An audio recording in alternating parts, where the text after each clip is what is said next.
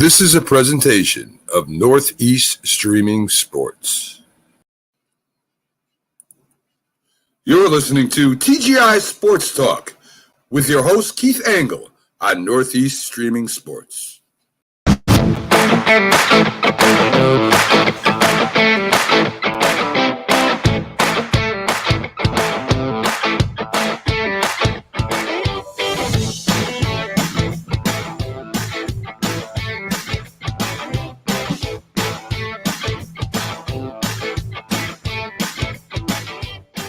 Everybody, Keith Angle for TGI Sports Talk with our Sunday Stream of Consciousness right here on Northeast Streaming Sports. We welcome all of you on Facebook, on YouTube, on Twitter this morning.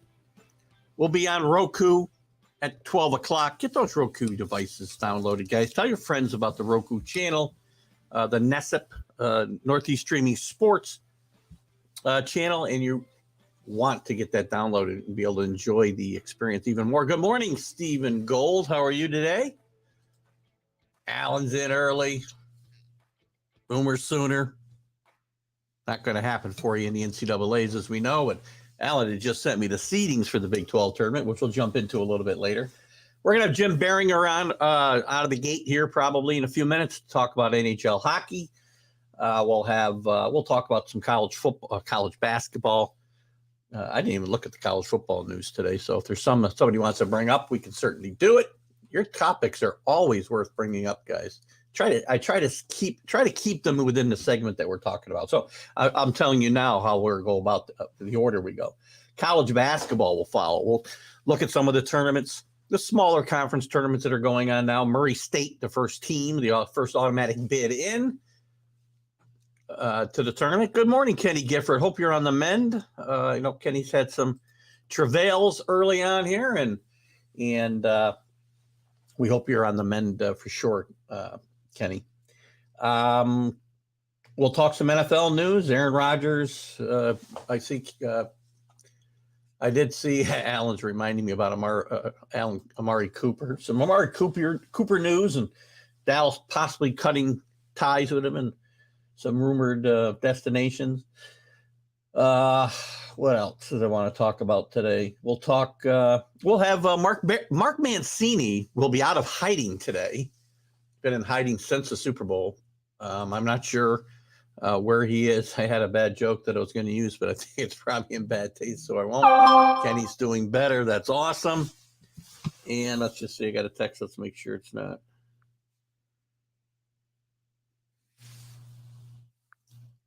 We'll resend. Jim didn't get my link. Keep talking, guys, amongst yourselves.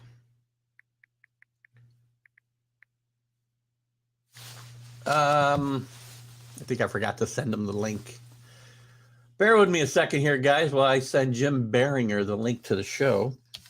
But anyway, we're going to talk about all that stuff. We'll have Mancini in, as I said, about 10:25. We're going to talk the Major League Baseball lockout.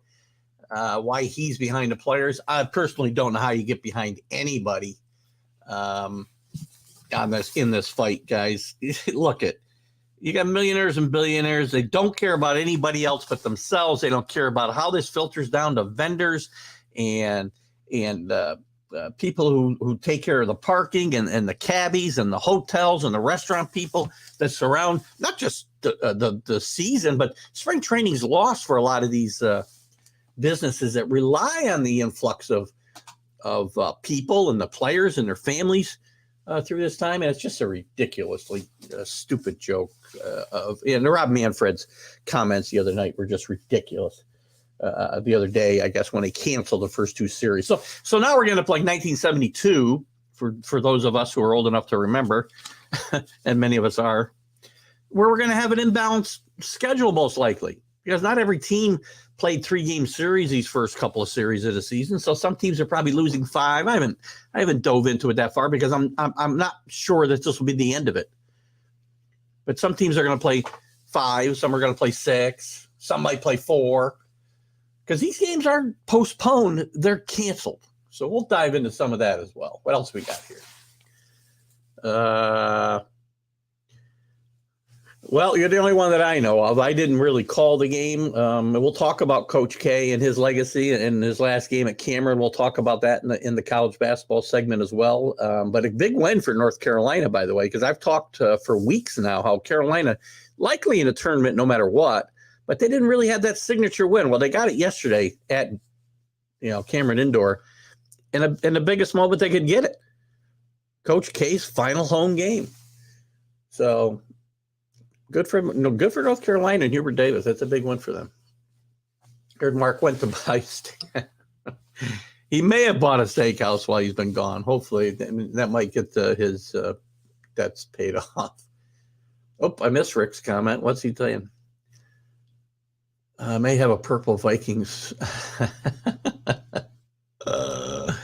What's Alan got? Texas is losing a series against. Yeah, well, it's gone.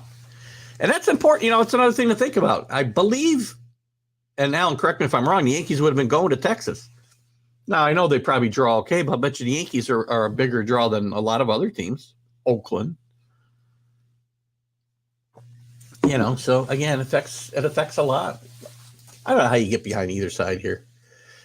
Ohio State, Michigan today, big game, I think, for Michigan today. Well, and again, we'll jump into that a little bit when we look at the scoreboard and the schedule for today with college basketball. Alan, is there any one big thing going on? Other teams, anytime there's a big thing going on, the other team seems to win. It's a good point, Kenny. A lot of distractions for the Duke players, right, in this game. And I want to go too deep into this because I was going to do it during the college basketball segment. We can talk about it for a few minutes while we wait for Jim. Make sure I sent that, by the way. I did. A lot of distractions for the Duke players. With this being Coach K's last home game and a lot of stuff surrounding it. But, if this moment was too big for this team, and it's young, right? Duke in the last few years has gone kind of the one and done route more often than they had in the past. And if this is too big a moment for them, and again, it's a huge moment, don't get me wrong. If this is too big a moment for these kids, what's going to happen here as they get into tournament play, whether it's the ACC and then inevitably the NCAA tournament? Are they going to wilt in those moments as well? Big win for North Carolina. They didn't just win; they waxed their butt. And Alan's confirming it would have been in Texas.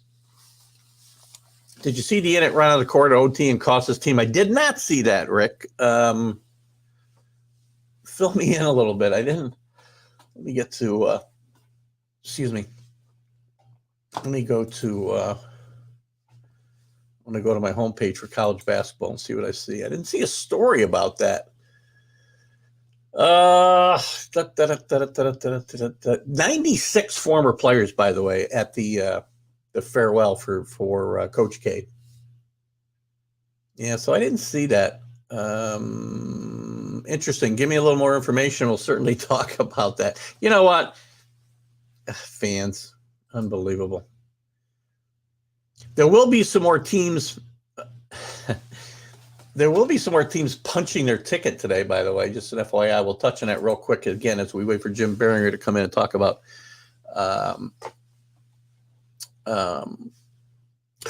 hockey. We got the Atlantic Sun Conference semifinals are today.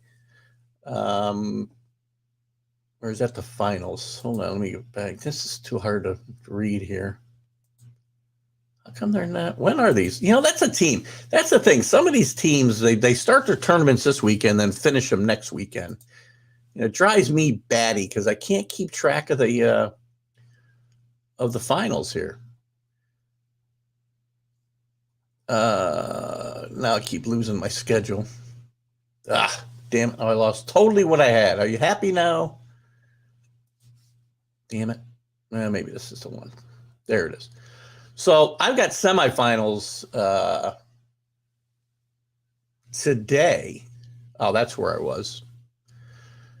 So Missouri Valley Conference tournament is final is today at 2 p.m. with Loyola and Drake looking to become the second teams to get in. These teams could both get in, but we'll see. The American East first round is this week, is today. The Colonial quarterfinals are today. The Patriot League semifinals are today.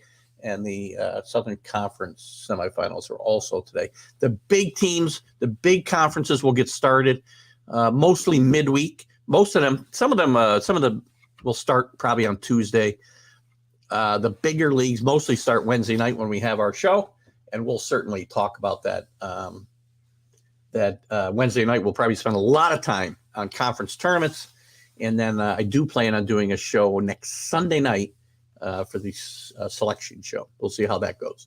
And I should get a secretary, Kenny, and unfortunately, the pay is bad, and I can't get anybody to do it. Texas Tech lost to the only other team not in the Big 12 tournament.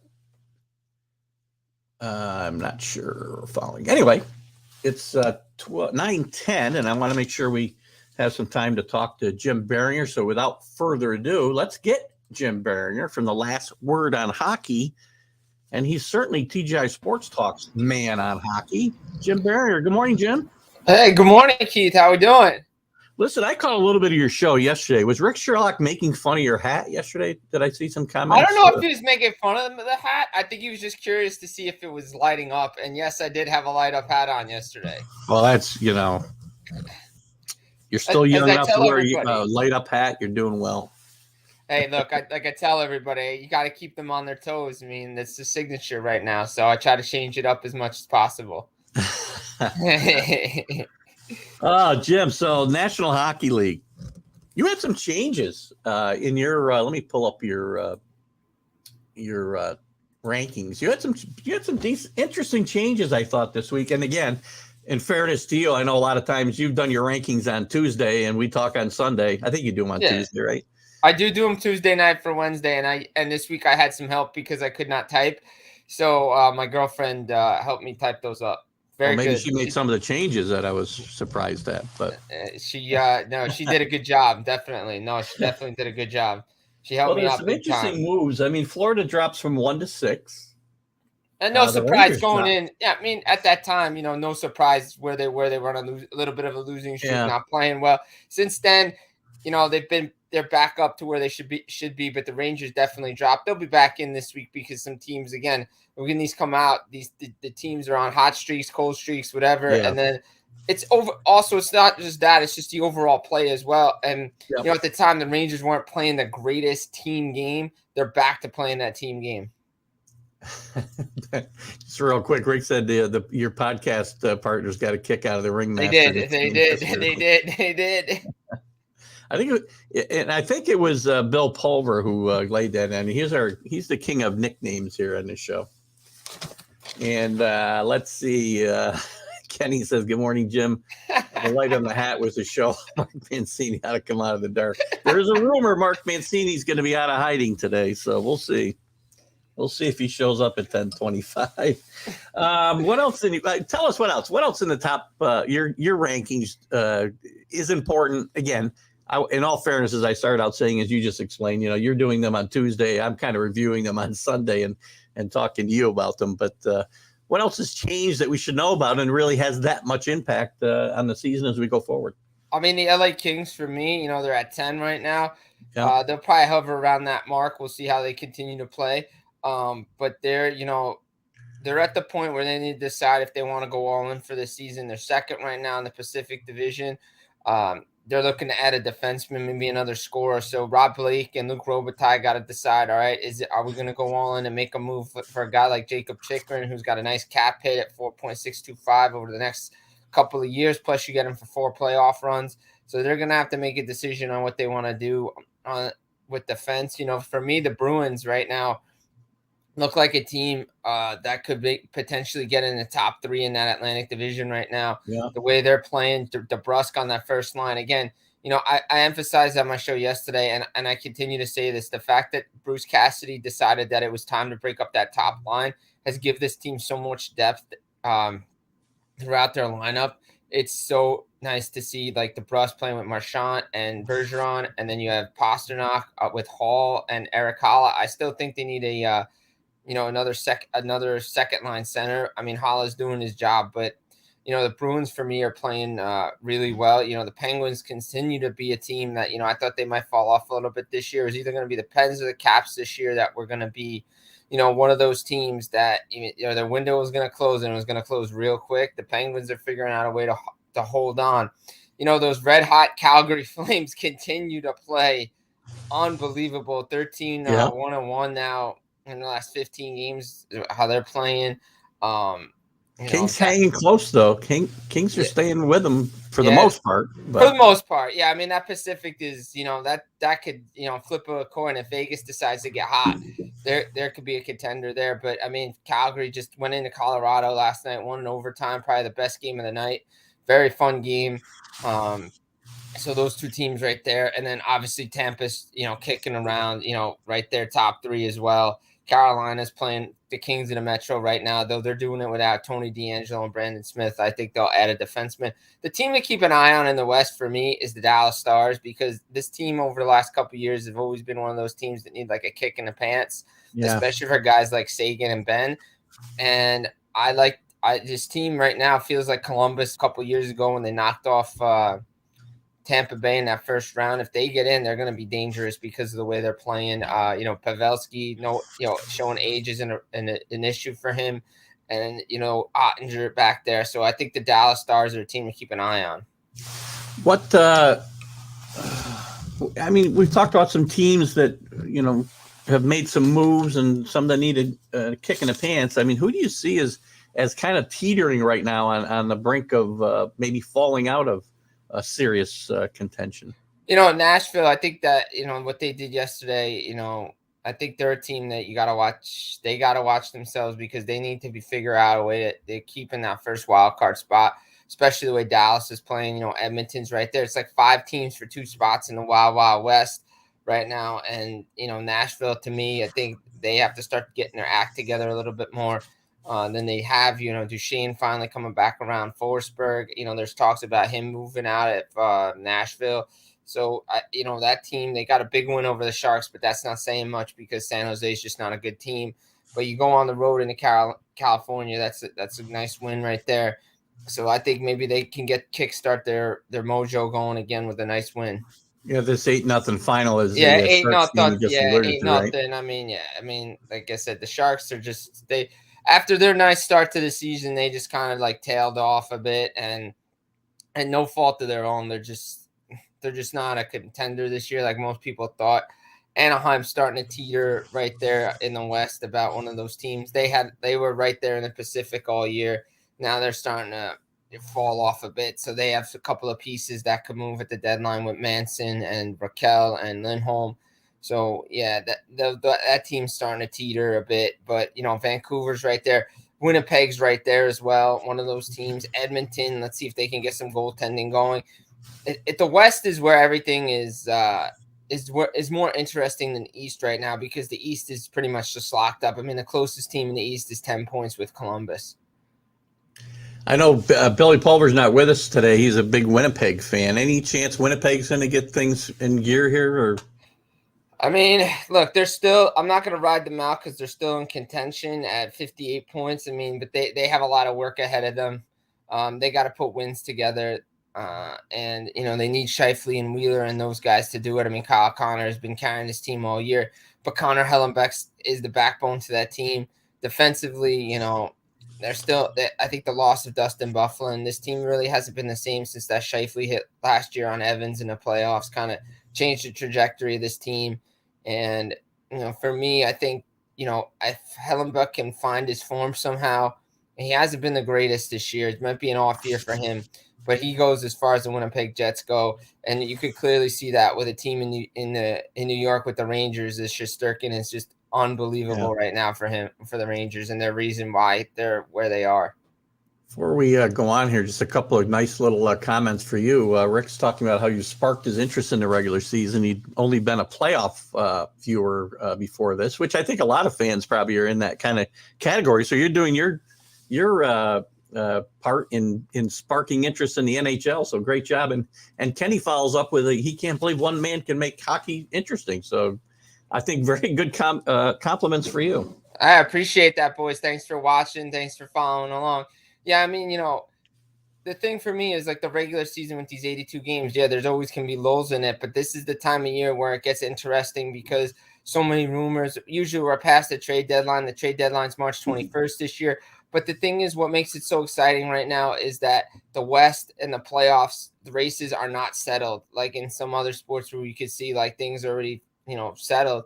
Right now, the West is wide open. Like I said, you could move in one division from third to out of the playoffs with just like that.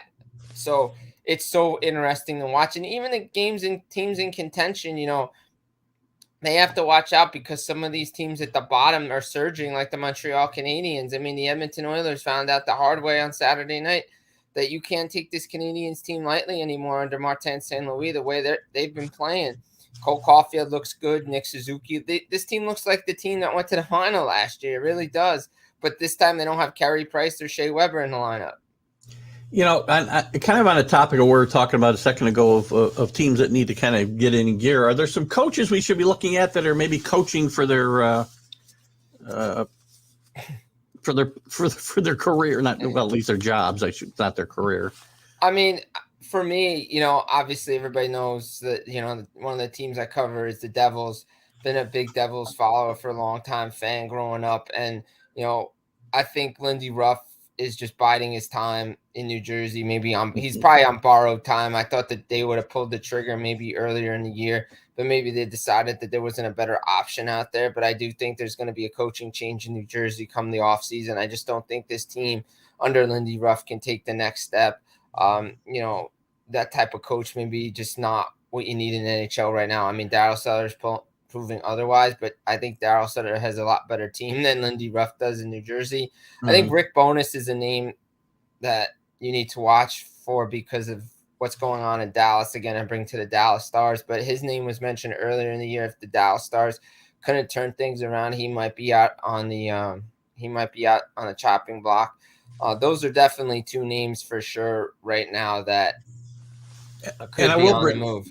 I will bring this name up in all seriousness. I don't like kid Carlos about bringing it up every time, but is Barry Trotz in any trouble in New York? No. Good to know.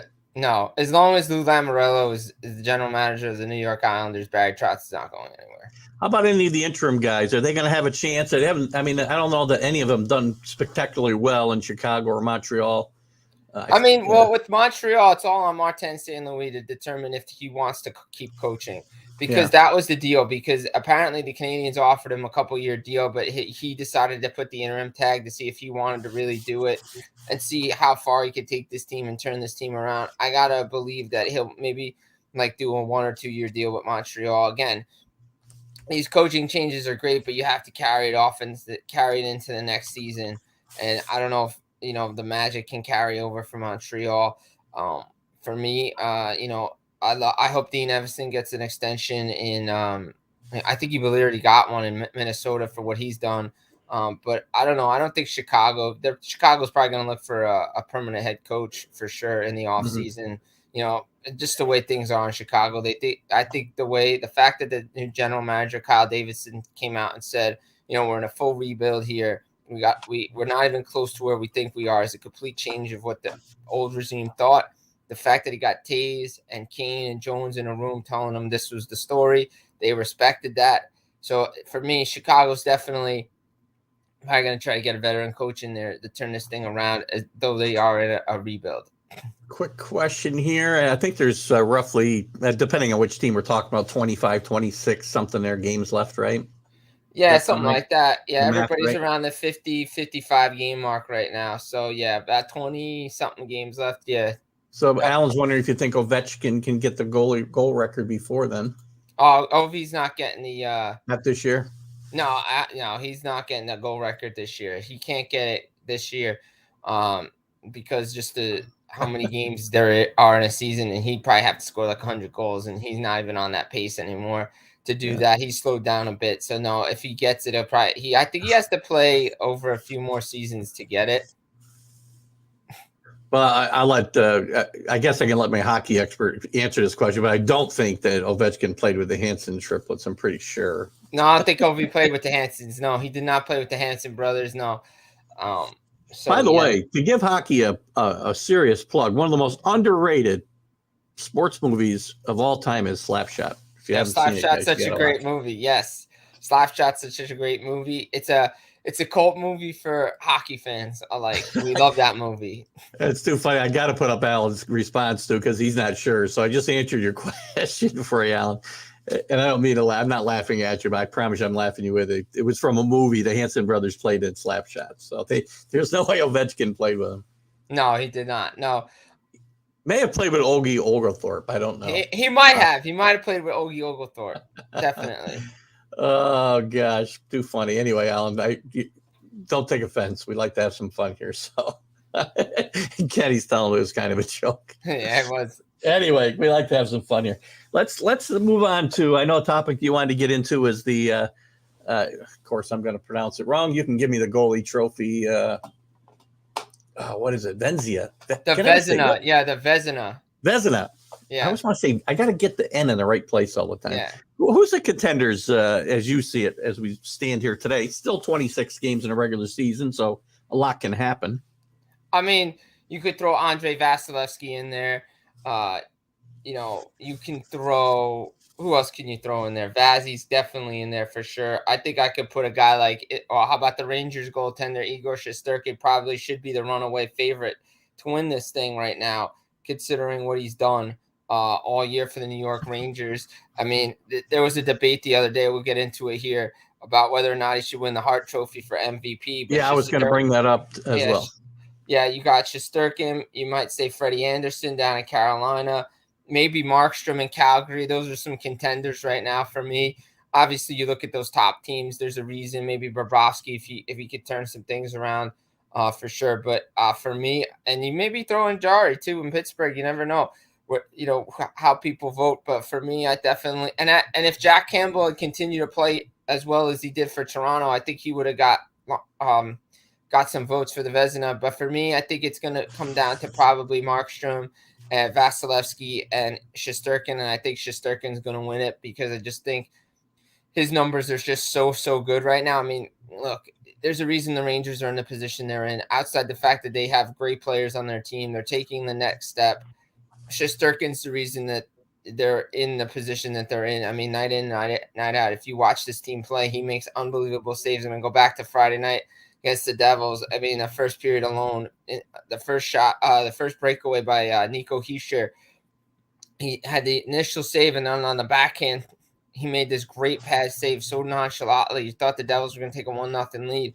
I mean, it was just great to see. Look, so he's making – yes, he has a good defense in front of him, but it's like the old adage when everybody talked about Brodeur and that defense. Well, you know what? When that defense went away, Brodeur still showed that he was the best goalie in the world, and there was some kinks in the armor, and Shesterkin is there to close the door, and he's one of the best goalies in the world, and I think he probably will win the Vezina this year.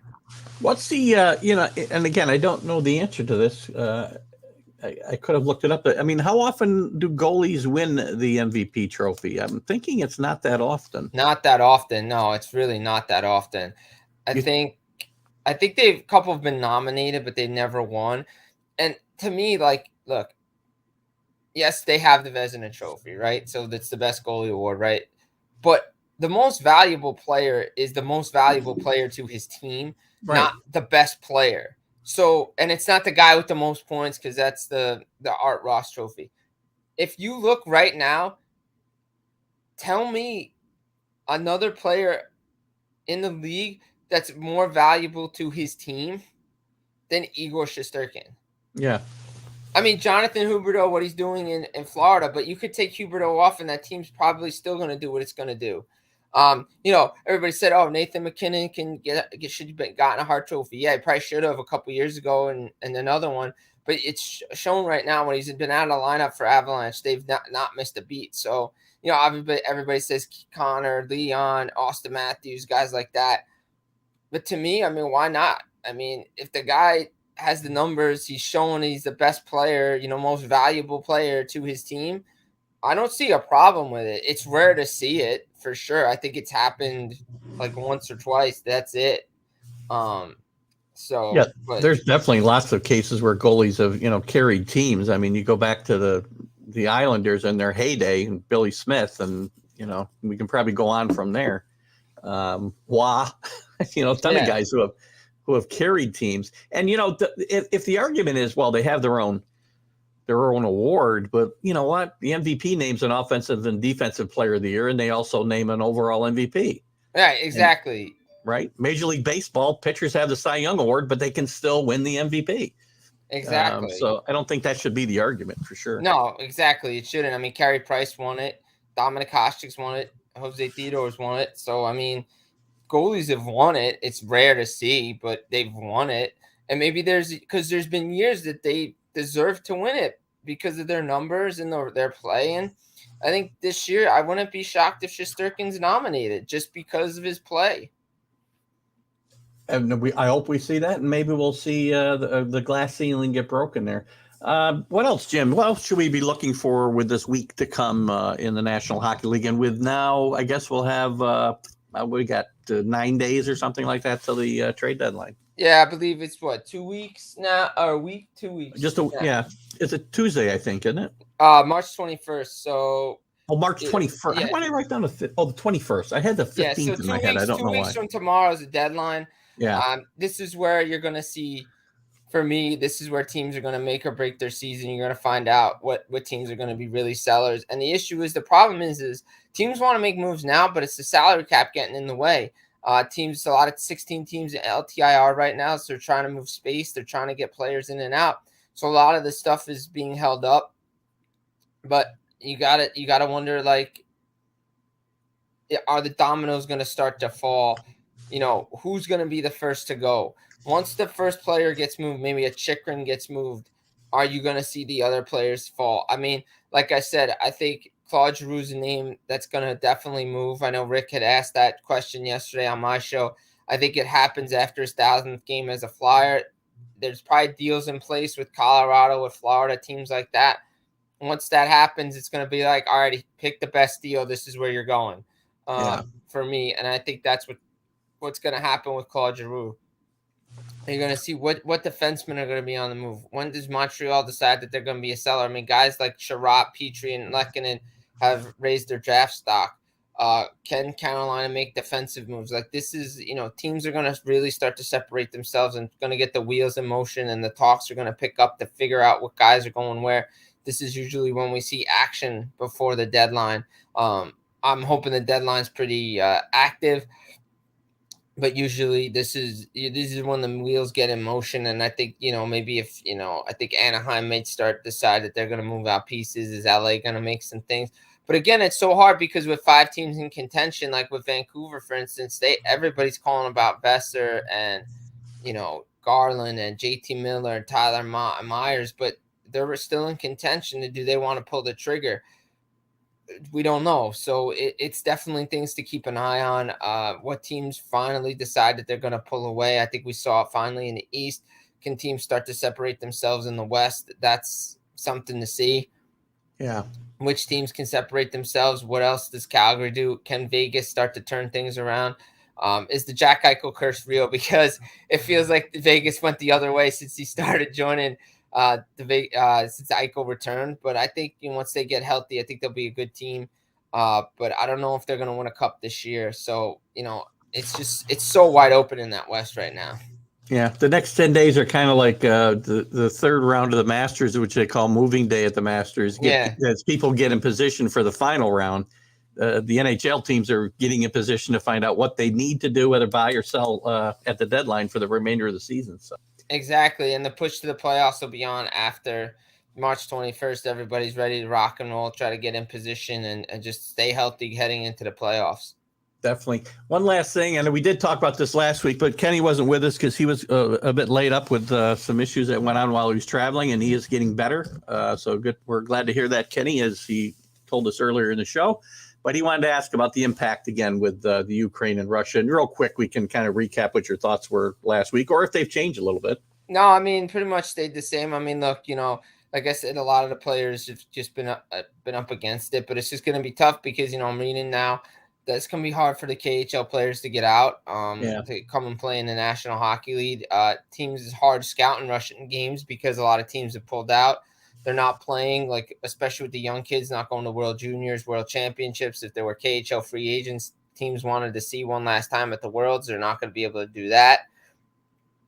For drafting purposes, they're not going to be able to scout these young players coming out of Russia. So they're not, it's going to see how many Russians actually get drafted now. It feels like we're going back prior to the Soviet, when the Soviet Union was around, when, guys might have just have to leave under the dark of night to get out of there because of what's going on right now, and try to get drafted and scouted and come into the NHL. So, those are some things. Hopefully, things work themselves out. Players can come over, because I know there's a lot of, free agents. There's one of the top free agents, the KHL, wants to wait till the season is over before he makes the decision on whether or not he wants to come to the NHL. It might be tough for him by the time his season's over and draft season and stuff, for him to come over if there are any, sanctions and stuff put in place for him to travel over here. So it's going to definitely be a situation to keep an eye on. Yeah, for sure. Tragic situation, and one that, again, affects, obviously hockey is the least of the things to worry about during this altercation, but it certainly impacts a lot of things going on around the world, not just in that area. So, Jim, thanks as always. Wealth of knowledge. Obviously, you've converted a bunch of people here already. I love it. Brings a smile to my face. Our job is to bring education to the world, on the NHL, to the fans of the world, and you're doing a great job of it. So great to have you in again. We'll have you in next week as we get closer to that NHL deadline. Absolutely. Appreciate it as always. Come on here, spread the knowledge of the NHL game, and can't wait for it. It's going to be pushed to the trade deadline right now and then pushed to the playoffs. But guys, thanks for tuning in and having me on, and, just humbled by the comments. Well, you definitely are the last word on hockey for us. So thanks for coming in. Have a great Sunday. Hey, you too. Have a good day. All right. Bye-bye. Bye. Bill Pulver, the actual. Good morning, Billy Pulver. You just popped in. You just missed the ringmaster who was, as Rick had said, his Jim's cohorts on his hockey show were really kind of tickled by the ringmaster nickname, which I believe you bestowed on him. And yes, thank you. Very interesting. We're going to talk about this. Jordan Davis, by the way, I have seen going to you may hate this, Rick, going to the Patriots in the first round. I've seen several mock drafts so far, which we'll get to the NFL in a second. I want to get into college basketball a little bit first. And talk about what happened yesterday, what news and notes we've got going on. Then we'll jump into the NFL, and then we'll probably have Mark Mancini in. The rumor is he has come out of hiding. We'll find out whether that's true or not. So let's talk just a little bit about college basketball. The top story of the weekend, and it was a bit anticlimactic for Duke fans, but it was Coach Mike Krzyzewski's last home game at Cameron Indoor Arena. Tickets were going for like $3,000 courtside yesterday. And it was a bit of a downer. Big game, big win. Not getting lost in all this it was a big one for North Carolina as far as their seeding in the upcoming NCAA tournament, because they had not won really a signature game in my mind all year long. They've got a good record, but had not really had that big signature win. This was it, over, depending on what poll you're looking at, one of the top 4 teams in the country. Now, I'm not a signature Duke team or a classic Duke team, if you will, but this game was very important and anticlimactic. Maybe the kids, the moment was too big for them, But as I've said a couple of times on this show, and I said it this morning on the Mac and Jack show with co-hosted by Jim Jeffcoat, by the way. If you catch the first hour of that show before you come over here, guys, Jim Jeffcoat, former Dallas Cowboys, one of the co-hosts, really great guy. Had him on my show here back last fall. And he's also got a show on NESIP that he co-hosts with Byron Williams as well. But we were talking about this morning that whether you love Coach K and Duke or hate Coach K and Duke, which, again, they're a very polarizing program, you cannot diminish what he's accomplished in the last 43 years at Duke. And with Coach K and Jim Boeheim, with only a few years, which I'll talk about in a second, probably at best left at Syracuse, maybe one for all we know. You're not going to see this type of thing. He's got 46 years in at Syracuse. You're not going to see. You name me another coach, unless he's already way up there, which I don't think there are guys in that situation. You name me guys that are going to be 40 years at a school ever again. I mean, there's guys that got some like tenure now and a legacy building, like Bill Self at Kansas. I'm trying to think of some other guys. He's the one that comes to mind. Jay Wright at Villanova. But they're not going to have 40-year careers at these schools. It's just not going to happen. There's too much money. They make too much money too soon. So there's no reason to stick around 40 years unless you're really passionate about the game, which obviously you have to be. But I don't think you're going to see the likes of this again. So love these guys or hate these guys, you need to really realize and appreciate what we've been able to witness for the last 4 decades. You know, I'm 19 years old when Coach K takes his team. Amazing. Oh, let's see. Got a few comments here.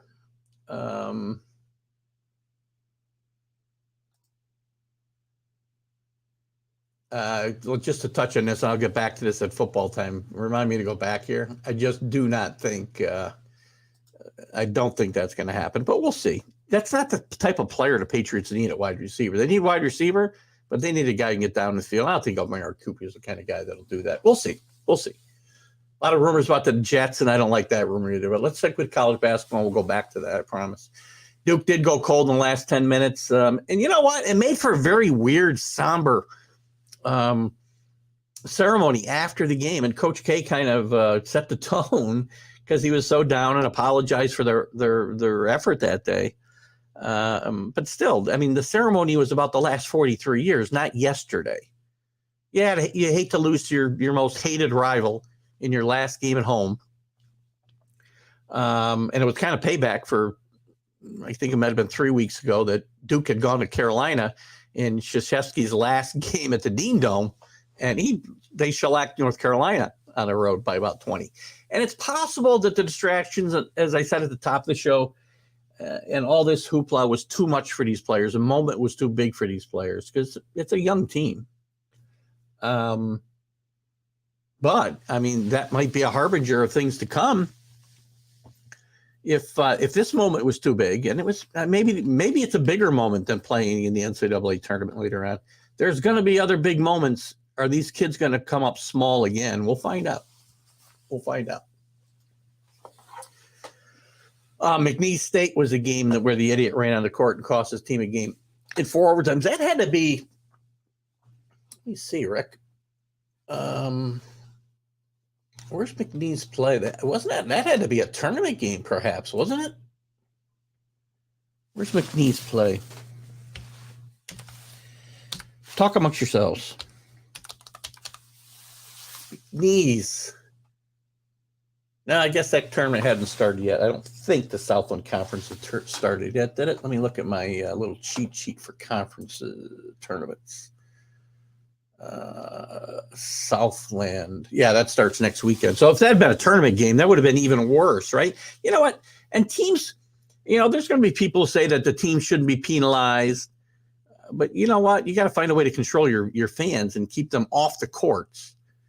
If there's rules that apply, then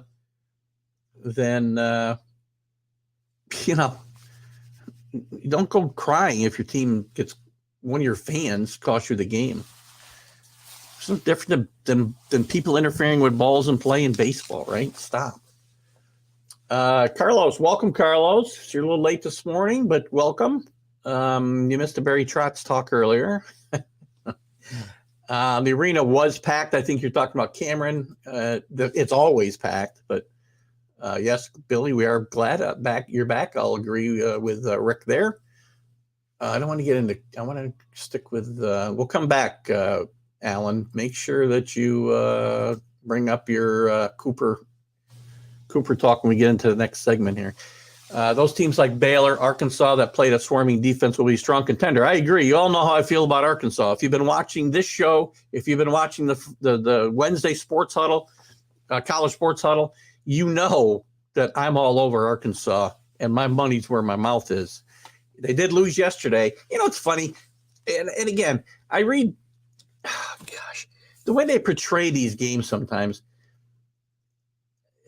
There was a headline yesterday on ESPN or one of the sites that I kind of monitor, looking at scores, and it was Tennessee upsets or Arkansas upset in the SEC, and I'm like, wait a minute. They played at Tennessee, who I believe, depending on the poll, is ranked ahead of Arkansas.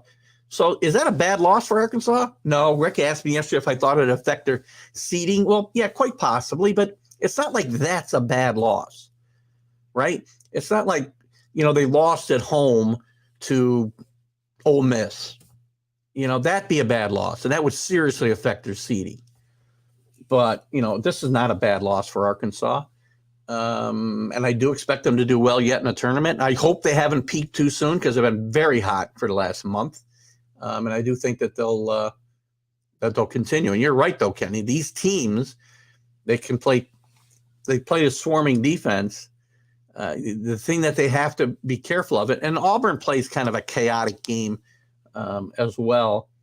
And they have to be careful once you get to the NCAA tournament, because you need a half-court game as well, rather than just transition and forcing turnovers and whatnot, because these games tend to turn into more possession-by-possession games, at least near the end. So, but Baylor and Arkansas will, and if they go deep, those teams have to go deep, too. They have to have a lot of guys to keep fresh to be able to press like that. So I do think both of those schools. Right now, I'm on the precipice of moving Baylor on the 1 line. I haven't got them there yet. They're still on the 2. Arkansas will drop. I think I had them on the 3 line the other night, which I did. They'll probably fall off. But you know what? Again, when you get 1 and 2, 3 and 4, it's not that huge a difference. The power of Duke recruiting is certainly not to be or dismissed, right? Here's the thing you forget about. And I'll talk about this in relation to Coach K and Jim Boeheim as the 2 examples that I just talked about.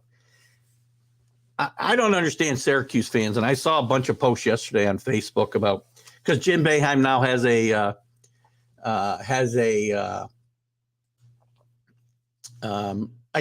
second succession plan in place. There was one back in, I want to say 2014 or 15, where Mike Hopkins, his number 1 assistant, was going to replace him. And there was a timeline, I believe, set. And then Jim Boeheim said, I decided I'm not leaving.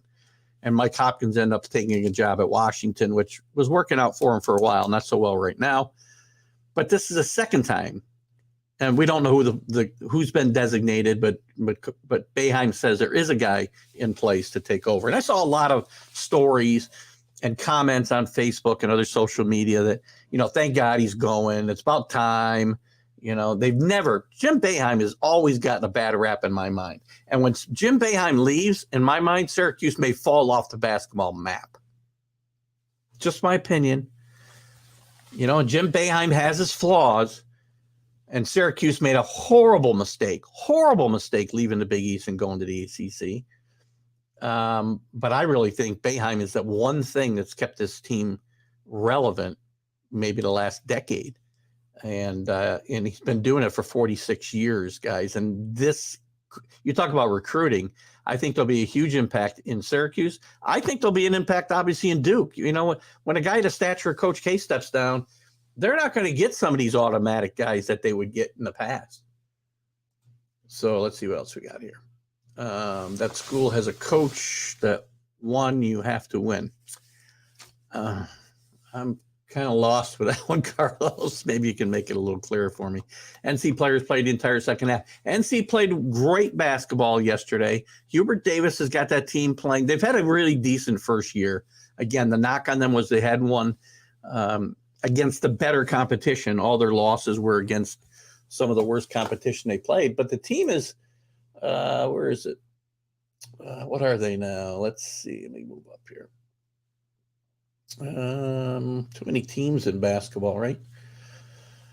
Carolina's moved into third place, actually a second place tie with Notre Dame at 15-5 in the ACC and 23-8 overall. So again, the record is there. It's a matter of who they have beaten or not beaten. And yesterday was a big win for North Carolina, definitely. I've been saying Wednesday Duke has hours, and I think they will go out early. It's possible. I'm not sure what that hours is supposed to be. Holes, maybe. I'm not sure what you got there, Rick. But I get what your point. I don't think this is a classic championship run Duke team. Duke's gotten more in this one and done mindset in the last few years, where they didn't, when that became in vogue, and John Calipari most likely was the guy who got started at Kentucky, but it became the thing to do. And this team is I think it's young, and I think it will be. That helps as far as holes. Yeah, I thought that's what you meant. I will say the refs really let them play ball. They did, and I think as a rule, refs should. I mean, look, at basketball can be a rough sport. And I know who wants to see games called. I don't want to see referees take over games, whether it's football or basketball or baseball's a little bit different. They can control the game more with strike zones and stuff like that. But basketball is a game that really the referees can take the game away from the players. And I think they need to let them play ball. And they tend to do that as we get towards tournament time and into the tournament. You're going to see teams get used to play ball. You're talking about Missouri Valley was the Ohio Valley Conference title game. You're right. Murray State. I don't know what I just said. But Murray State does come away with the automatic bid there. Most likely that's going to be the only bid that they get in that league. Belmont was the second place team. We talked about it a little bit on Friday. I don't see them getting a second bid. Again, it's hard for me to keep track of some of these. Trying to look back at your comments, Alan, to see if there's something else. We'll talk about that. Or was I? I'm not sure what you're referring to, Alan. That's fine. The new coaches now have no idea what a lifelong commitment is, and that's the way it goes. I agree, Kenny, and there's a lot of things that go into it, right? I mean, it's the money, it's the nomadic nature of coaching in the games today. We see it in college football as well as college basketball. We see it in the pros in a lot of cases. Guys don't stay that long. I mean, Bill Belichick has been with the Patriots for 20 plus years. Are we going to see that again? You're not. The Tom Landrys, the Chuck Knowles, the Bill Belichicks, those things are gone. You're going to see more guys like a Bill Parcells who, burns out in one place and goes to another, and goes to another, and goes to another. Same thing in college. Especially as coaches at the blue blood schools, the Kentuckys, the Dukes, the Carolinas don't stay. Coach Williams at Carolina had a long stint at Carolina, but he wasn't there relatively speaking, 20 plus years. But he had a long career at Kansas before that. So now as the blue blood schools turn over coaches more, then the teams at the mid-majors are going to turn over more. Well, nobody's staying in the mid-major because they all want to get to the power conferences, right? Bill Self is a great example. As he came to Kansas from, it just went out of my head where he came from. Bill Self, help me out, guys. I want to say Evansville, but I'm not positive. I know somebody will help me out there. Bench player. I don't know who we're talking about there. Hey, Billy. Sometimes I'm not sure where I lose myself in these conversations. Fun fact, Oklahoma beat Arkansas by 22 back in December. That's a long time ago, Alan, and you're right. And they can hang their hat on that, and they'll enjoy their NIT bid. But Arkansas is going to contend for the national championship because this is by far a different team that's playing for the Razorbacks and Coach Eric Musselman right now than Oklahoma saw back in December. Oklahoma did have some nice out-of-conference wins early on for sure in the first season under Oh my God, one of the guys I love. And again, here we are with our Prevagen moment of the day. Why can't I think of his name? Oh my God, this has got to stop. Don't get old. I know a couple of you guys might be older than me.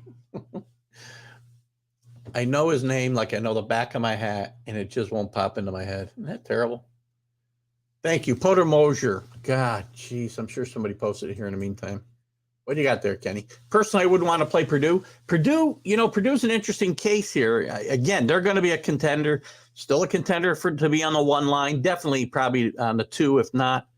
They haven't played as well recently. Purdue's big problem, interestingly enough, is their defense. They don't play enough defense, and that's been their forte for decades.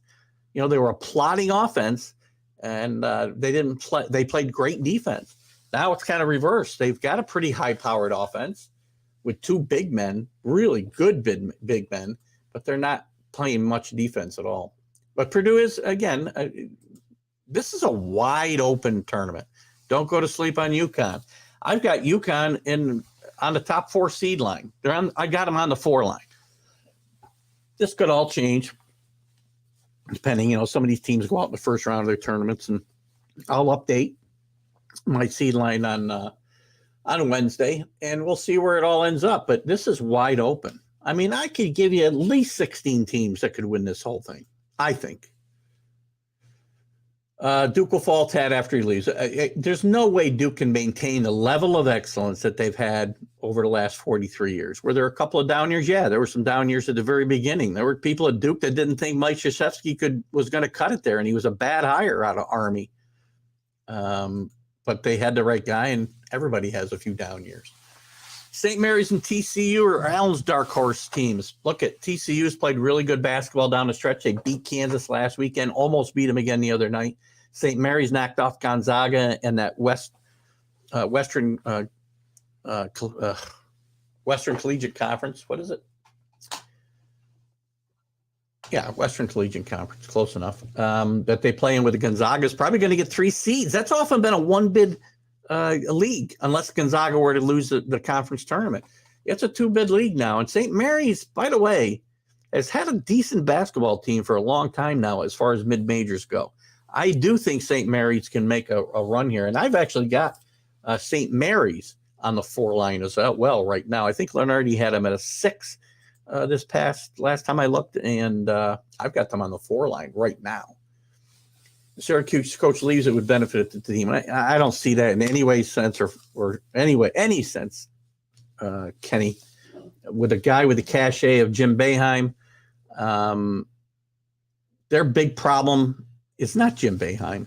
Syracuse's big problem is they moved to the ACC, and where football is king, basketball is irrelevant. It's not like the basketball team had a choice. They didn't go there because they wanted to go there. They went there because the football team was going there. And that's happened. I've talked about it a couple times. It's been a ruination of Pittsburgh, of Syracuse, of Boston College, to name 3 that were really good Big East competitors for decades. That's been the big problem at Syracuse. The coach is not the problem. The coach is an icon. The coach has been able to bring guys from California to Syracuse. Who else was going to be able to do that? UConn's good and not elite, I agree. But you know what? I'm not willing to say anybody's elite. Gonzaga's the number 1 seed in the tournament right now. They could go out in the first couple rounds. Anybody could get beat by anybody right now. Yeah, I was going to bring that up here in a second, Rick. In fact, we'll talk about it real quick while we're on this topic so I don't lose track of it. Where are you? There we go. Right now, this is as of this moment. Lenardi's last 4 in: Rutgers, Xavier, which I'm a little surprised at. Xavier's been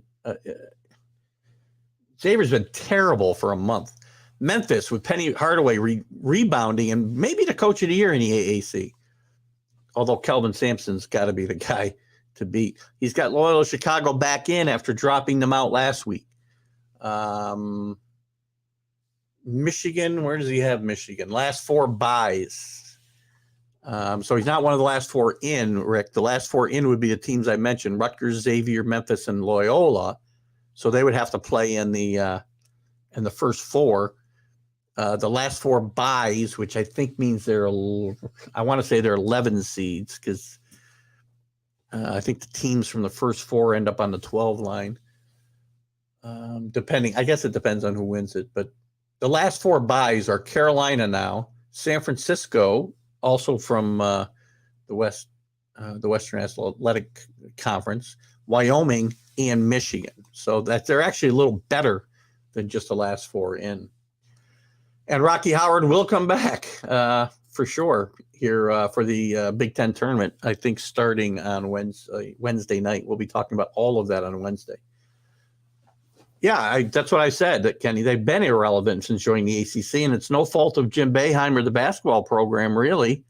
It's a fault of the administration in general and moving to the ACC for football reasons. And this is going to happen to a lot of schools, and has happened to a lot of schools as some of this realignment has happened. I gave you 3 examples of the old Big East teams that were always competitive, almost always competitive, and, had some good, rich basketball history that have been totally irrelevant in the ACC for the most part. Boeheim's had a couple of teams that got hot at the end of the season that looked and got one to the Final Four, I think in 2016, maybe 2015, maybe it was 2015, one of those 2 years. But wasn't a classic Syracuse team. Pittsburgh's been nowhere. Porter Mosier, thank you for that, Alan. My little brain fade there. Yeah, I know. Billy, you and Kenny are older. I just feel older, I guess. Anthony Price, good morning. You give up on your Oregon Ducks in basketball and football? Well, I wouldn't count them out in football, but they're probably not getting in the tournament. Talking about them, Lenardi does not have them in. He's got them in their next 4 out. So the first 4 out, Indiana, who's had a good year, as I've said, under first-year coach Mike Woodson, who was a great player at Indiana and a good coach at the NBA for a lot of years. He's done a good job the first year, but he hasn't been able to. He's not going to get them in the tournament. It doesn't look like. BYU, SMU, and Virginia Tech. The first 4 out. Next 4 out are VCU, Florida, Oregon, and Dayton. Some pretty good teams there, by the way. Billy stays all in Gonzaga. Stay true to that school. I agree. Tired of that defense. We're talking about Syracuse and the zone defense. Look at that's been his forte, and you can't deny Jim Boeheim. I believe Jim Boeheim only trails Mike Krzyzewski in career wins among Division I basketball coaches, and he had 110-ish taken away. For some violations, which, by the way, before you jump on that, happens to almost everybody, except maybe Coach K. Texas Tech is falling apart at the wrong time. I agree, Alan. This team, who I was pumping up a lot, as well as you were a few weeks ago, they seem to have peaked too early and are stumbling. They can right themselves in the conference tournament. That will help them improve their lot, but we'll have to see what happens there. I do want to move on to football pretty soon here. Brittany Grinner is stuck in Russia. If I was Putin, I wouldn't mess with her. Quick change. What are your thoughts on Phil Mickelson? If we're talking about his comments about the Saudis and whatnot, I mean, it'll blow over. I mean, what in the grand scheme of things, what does it matter what Phil Mickelson has to say about anything? Or any other sports guy has to say about anything? Who cares? I don't care. As long as it's not, I guess there's certain things I should care about if they came out spewing. But again, there's talks about him, and I believe also joining a tour over there for money, right? A breakaway tour, a breakaway league. I'm sorry, breakaway tour from the PGA Tour. So I don't know. Phil Mickelson's his own guy. He thinks differently. He's certainly a guy who likes his money. And Kenny, you talk a lot about how it's for money. This is probably what this is all about for sure for Phil Mickelson. And, he's a different cat. He has 100 plus against Division II in Canada. Well, Canada. Well, let's look at how many Mike Krzyzewski has against Division II. Actually, they don't play Division II teams in these. They play lower division NCAA 1 schools, but I don't think I guess they do play a little bit of Division II. I'll give you that. But I'll pull Krzyzewski's record apart if you want, and I'm sure we'll find him. Dean Smith, they've all got him. I don't know about Canada because I don't know who they're playing in Canada. Texas Tech lost to the Cowboys. Oklahoma State, bad loss. Oklahoma State is not a good basketball team. The Florida player Johnson, who had a heart attack and was, that was actually a great story. He'd been out, I think, let me see if it's still up here on the news line. I should have written that down. I like to bring up these little human interest stories too, Rick. So see if it's still here. Here it is. Gaius Johnson. He's been out since 2020. Since he collapsed on the court and had a heart attack, and he did make a little token appearance, kissed the logo at midcourt, and it's a nice story. And no matter, again, we get jaded so much talking about some of this stuff, the negative side of sports, right? We all get there. We're going to go there in a second. But this is a nice moment, I think, for both of these guys. I think I'm going to go on to the NFL right now. There's a couple other things I could just chat about, but I certainly want to dive too deep into this. We've got all Wednesday night to talk college basketball as well.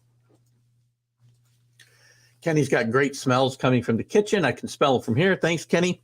I'll be heading out to the Ripe Tomato, by the way, after this. Since we're talking about food, I'll give you a little food update for Keith. Got to beat my dad, a little belated birthday celebration. We were away on vacation when his birthday came, and then they were busy last weekend. So we're getting together today for brunch at the Ripe Tomato up in Malta. So that'll be fun. I was out last night at De Raymond's in Latham. If you haven't been to De Raymond's, great Italian restaurant. I would recommend it to everybody. Get reservations, though, guys. Very busy place and very small. So anyway, there's my food update. Kenny's got muffins. Actually, Kenny doesn't know what he's getting for breakfast. It just smells good. Let's move on. I can circle back with some. I know you guys had some NFL stuff you wanted to chat about, so bring those topics back up. And we'll finish up with the NFL before Mark Mancini gets in here.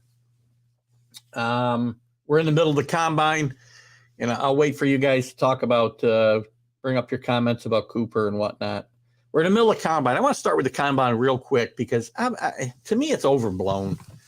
I don't know, wall-to-wall coverage of the combine on a weekend. I turned on ABC yesterday, think I was going to get a basketball game. I got the combine. There's just not enough going on, and it doesn't matter. There's not enough football-related stuff. I don't need to see how. I mean, I'm not saying there's nothing important that happens there. The NFL marketing machine is just amazing that they can get us interested, and the really geeky guys can watch 4 or 5 days at a combine, wall to wall, and I just don't care that much. Yeah, I might be interested, as Rick said, about Davis's 40-yard time, and I might be interested in some of the guys that the Patriots are checking out, but I'm not going to sit there and watch it for 4 hours. The NFL marketing machine is amazing how they can keep themselves relevant. We just went from the season to the playoffs to the Super Bowl, the combine, free agency, the draft, OTAs, training camp, regular season. Never out of the news. The NFL does a great job with this. I just don't think it's something that I want to see. You guys can put up any comments that you have about and I want to get into all these topics. So what free agent wide receiver would I want New England to get? You know what? It's really interesting, Alan. I've made some notes on this a couple of times. Some of the names that have come up, I don't think are in their price range. Juju Smith, I do not think is in their price range. There's been talk about I can't find my little note there. There's been talk about some other guys. I just don't think they're in their price range. There's been talk about Calvin Ridley, who's got all the talent in the world, but I don't like the baggage that he brings. I might bring him on if they weren't talking about a second-round draft pick and a player, Winovich, the linebacker. I'm not interested in that trade. I think they may find a guy in a draft, but the Patriots haven't had good luck in the first or second round with wide receivers, so I don't know they're going to go that path. So I'm really torn who I want. They need to improve that position. I think Bourne is set. They brought Jacoby Myers back in. I mean, here's a big thing when you're talking about free agents with the Patriots. They got 9 now with Jacoby Myers in, unrestricted free agents. Word is they're not going to franchise Jackson, the cornerback. So I don't know that wide receiver is their number one priority. I think it's cornerback, and I think it's linebacker and getting more athletic. They'll find a wide receiver somewhere, and if they have to go without Aguiar again as a deep threat, then that's what they're going to do. I'd love to see a Juju Smith come in here, assuming he can stay on the field. Amari Cooper, not a fan. Not a big fan. I mean, not enough to bring him into New England. And again, if they cut him, they'll be able to sign him for a cheaper contract. I understand that. And he makes more sense for the Patriots than he does somebody like the Jets. I mean, there's been a lot of rumors. You read some of the New York papers that the Jets are interested in Cooper. The Jets aren't in a position yet to be signing guys like Amari Cooper. Next year, I think the Jets would be able to make a reach like that and potentially hit a gold mine. But they're not ready yet. They're still too early in their development, and they are making strides. So you Jet fans can be happy about that. So, Alan, right now I'm a little torn. I'll probably be able to give you a better read on this in a week or so. I just right now I don't like their options. Again, the guys that they would really want, I don't think they're going to be in play for. Well, I will tell you this: a guy that I want, and I don't think they're going to be in play for because I think he'll want too much money because he's not going to have many more chances at this type of payday. Probably is Braxton Berrios out of the University of Miami, who they drafted originally. And I said it right on draft day. He was a 6th-round draft pick, and I said they got their next Walker. They got their next Edelman. And it didn't work out for Berrios because of injuries and some other things. And he moved on to the Jets. And right now he's turned into, at least for the moment, he's got to do it over an extended period of time, he's turned into a Julian Edelman type player. He returns kicks. He returns punts. He can be involved in the offense as a slot receiver. Very underrated free agent who's going to be in very great much demand this year. I think is going to be Braxton Berrios.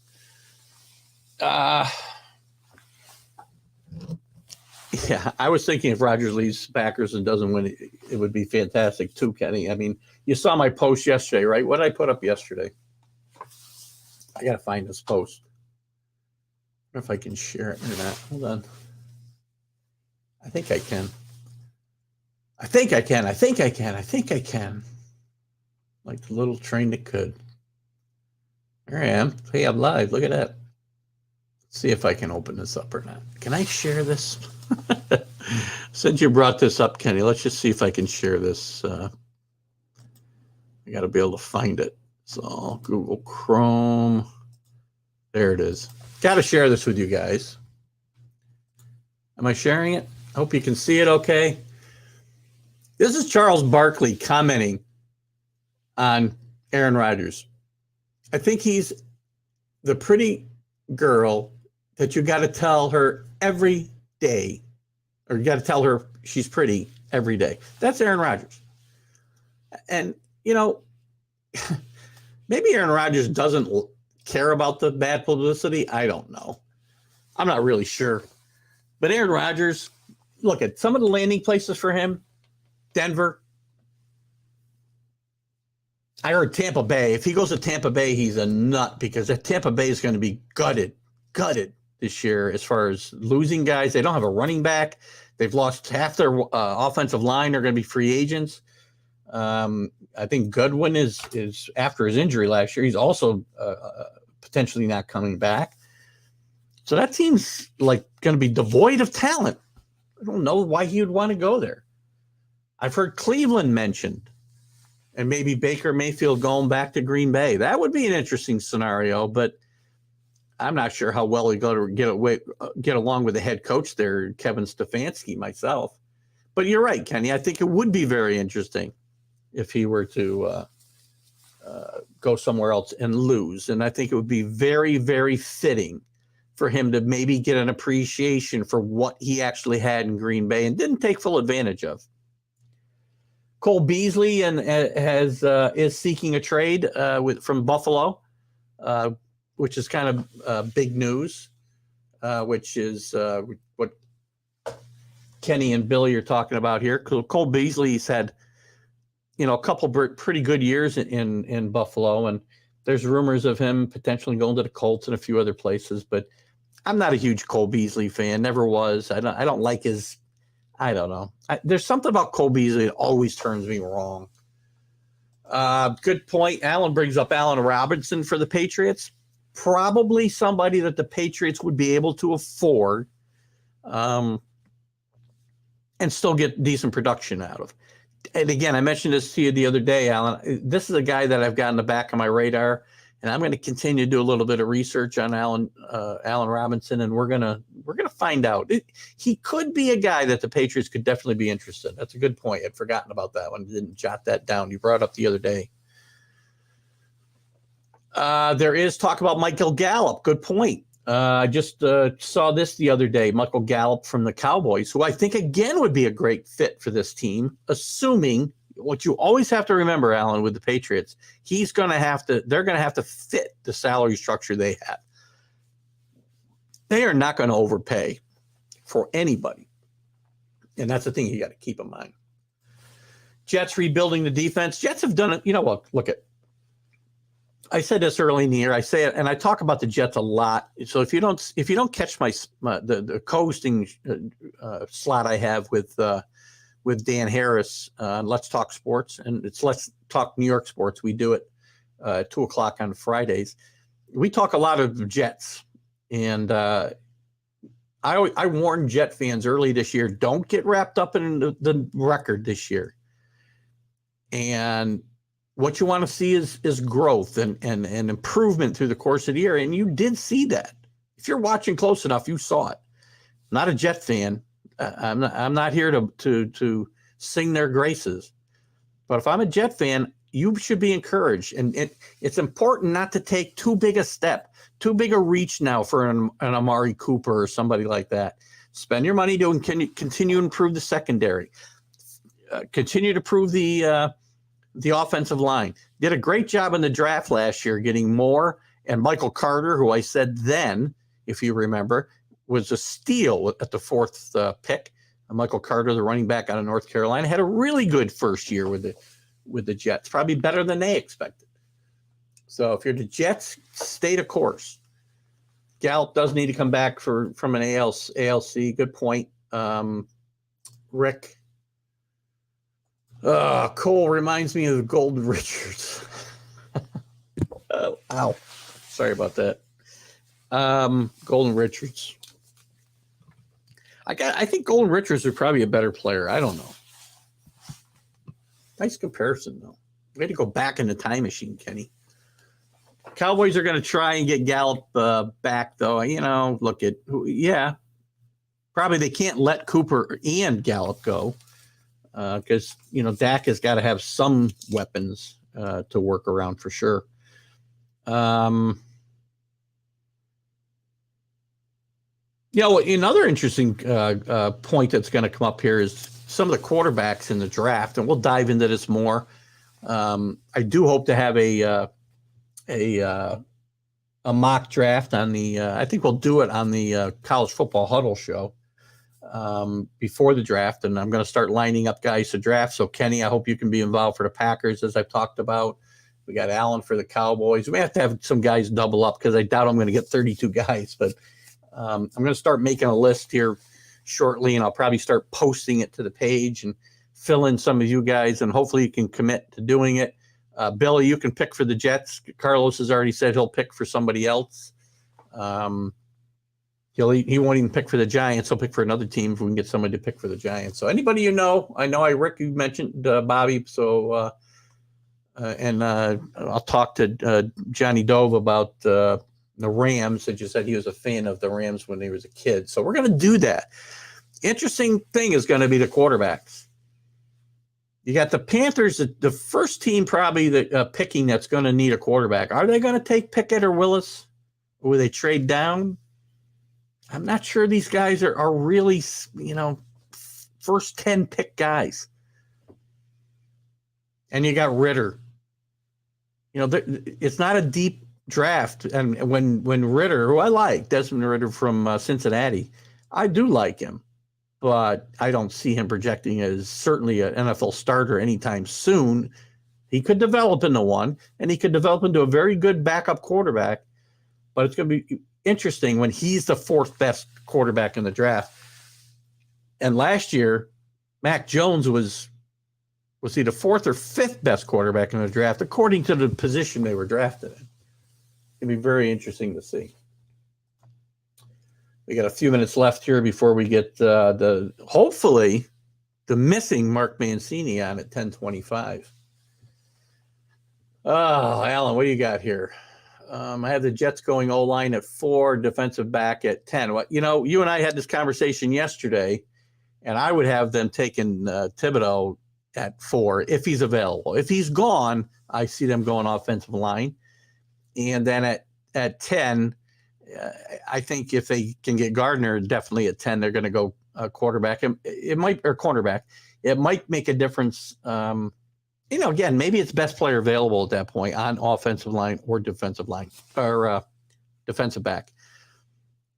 But if I'm the Jets again, and I'm at 4, I know you talked about, his stock dropped a little bit, but you don't find pass rushers with the talent of Thibodeau out of Oregon very often.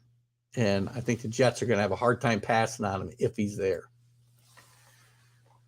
CJ Lamb will definitely be a number one wide receiver in that offense going forward. He's really, really turned into a really nice player. And how many times can I say really in one sentence is probably the next topic. And I'll take the Giants. I think we'll get somebody on the Giants, Alan. So if I need to double you up, it might be somebody other than the Giants. So we'll talk more as we get closer. I'm going to sit down this week and try to come up with some dates for that. It'll probably be the Wednesday before the draft, which starts on a Thursday night. So I think that'd probably be the perfect night to do it. It'll be after the NCAA tournament. We'll be kind of in between, college football really kind of kicking in. And this is, kind of the last hurrah for these kids in their college career as they become quarterbacks or pros quarterbacks. I have Ritter going to the Giants after the round 2. I'm not sure Ritter's going in the first round. And I think that's a reach in round 1 for the Giants. And I'm not sure that they'll draft a quarterback, to be honest with you. I think it's going to depend on free agency. I think they may bring in Mitchell Trubisky. I still think they bring in Mitchell Trubisky to compete with Daniel Jones for that starting nod. Cowboys should, that's not going to happen, Kenny. Dak Wilson's ingrained there. His contract is probably prohibitive for another team to take on. I'm sure he's got some no trade provisions in there. And I'll tell you another thing. I don't think Russell Wilson's going anywhere. Pete Carroll loves Russell Wilson.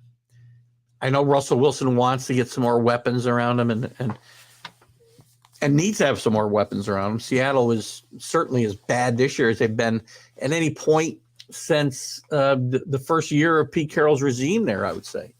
But I don't think Russell Wilson's going anywhere. There are rumors about him going to Green Bay if Rodgers moves, and there'd be a whole,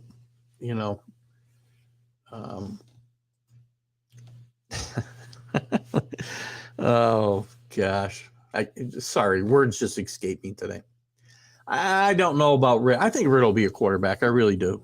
He's a great athlete. I mean, do I think he could turn into a wideout as a slot receiver type guy? Yes, that's the direction that Julian Edelman took. Julian Edelman was a quarterback throughout his college career at Kent State.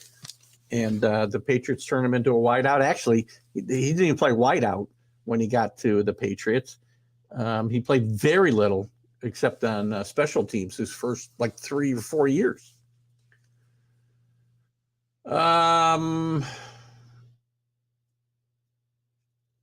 You're talking about the trade of, I agree. Offensive line is so important in this league. You can have all the talent in your world. The Giants need to get better on the offensive line. Daniel Jones didn't have a horrendous year this year, especially compared to his first couple years. He turned the ball over less, but still not enough time to throw the football. Saquon Barkley coming back from an injury. I don't really know how to judge. He had some minor aches that kept him out of games, but sometimes it takes guys 2 years to come back from these injuries. But with the Giants' offensive line as poor as it is, I don't know how I can judge Saquon Barkley on this past year. I don't think there's any way he's going anywhere either, by the way. If anything, Wilson would go to Philly. I think Philly, you're right. I think they like Hurts because I didn't like Hurts. And I thought Philadelphia would win 4-5 games this year, tops. They made the playoffs with Hurts as their quarterback. And I think there's enough there for them to continue down that road. And I don't think they're going to be bringing in, Russell Wilson with a lot of miles on him. Don't forget, Russell Wilson may not be old compared to some guys that have played quarterback recently. One that I can think of comes right to my head.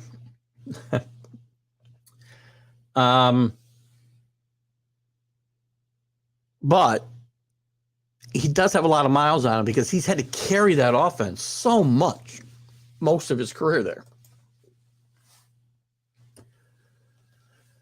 I don't, you know what? First of all, Romo and Dak, oh gosh, I don't know how I want to say this. I think Dak is better than Romo. I really do. And I think the big problem, and you're not going to know whether Dak is that great a quarterback and a winner until Jerry Jones is out of the picture. You need a real personnel guy in there to get a real team together, a coaching staff that schemes the right way to the strengths of the team. You don't need Dak Prescott. You're not going to win Dak Prescott throwing the ball, 40 or 50 times a game. They can't win that way. Not when you got two of the best running backs in the league. But too often I see them throwing down after down after down. And who schemes on this team? And again, I think a lot of the scheming, as well as the roster, has great input from the owner. Barkley's on the trade block. He is on the trade block, but I really don't see him going anywhere. The contract and the injury, I think, are going to prohibit the Giants from getting any real value in return. So I think you're going to see Barkley back with the Giants. Again, they may bring a guy in to, if not to compete, then to complement Barkley. But that still remains to be seen. And them getting rid of Booker, I think, also kind of points to the fact that I think they're resigned to the fact that Barkley will be their back. And it may be a blessing in disguise. Because, again, some guys, young guys especially, don't respond to these types of injuries and come back as quickly as 1 year. Sometimes it takes a year or two. Again, as far as I'm concerned, the entire team didn't show up again on big game day. And I will say, very bad presence of mind. And maybe Dak is a good NFL quarterback, but not a winner. I've talked about it all the time. Derek Carr is a good NFL quarterback, not a winner. But not everybody's going to be. I mean, very bad presence of mind though in that game against who'd they lose to in the playoffs? 49ers, right? Not to hand the ball to the referee at the end of that game when they could have tied it. I mean, very bad. You got as the quarterback and leader of the team, you got to have the right presence of mind to know what to do with the football, and that's stand up and give it to the referee. O-line was the most penalized, and let's blame the. No, I agree with you that Dak is not the only problem. Only problem. I don't know I don't know. I'm going to tell you that I think Dak Prescott can win a Super Bowl. But you got to fix your offensive line. You've got to game plan and scheme correctly. There's no reason to have him throwing the ball 40 times a game when you got two of the best running backs in football behind him. Where's the Phantom? He's a little bit late. I don't know. Maybe he's still in hiding. Make sure we didn't miss a call from him somehow. Not yet. Not sure. Yeah, well, there you go. Mike McCarthy's part of the problem. And you look at, I also don't have any doubt that Jerry Jones' fingerprints they're all over the roster. We know that. And they're all over personnel moves. You don't think his fingerprints are all over game plans as well? Get him out of that role and let football people take care of it. And that's where we'll go. Kenny just fainted. I'm not sure why. Tell me why you fainted while I answer Mark Mancini's call. Damn. Good morning. Is this Mark Mancini? Hey, my friend. Wow. So vacations and everything. Now we're back. We sorted out right, brother. How are you? I am great. How are you? And I got to point out that I don't think it's vacations. I think I've been telling people, I think you're laying low. I think you've been in hiding ever since your favorite NFL team won the Super Bowl. Oh my gosh. Got to be the most hated guy in Los Angeles. But when you're doing all these shows and everything and trying to contribute and help out other people on my network over here and your great network that's sweeping the country, the Sunday Grind, this is what ends up happening. And well, the only thing I can say is I'm blessed. Rick wants to know if you bought out your contract with Carfax. I can't remember the joke. Rick had a really good joke about Carfax and you a couple weeks ago. I can't remember what it was.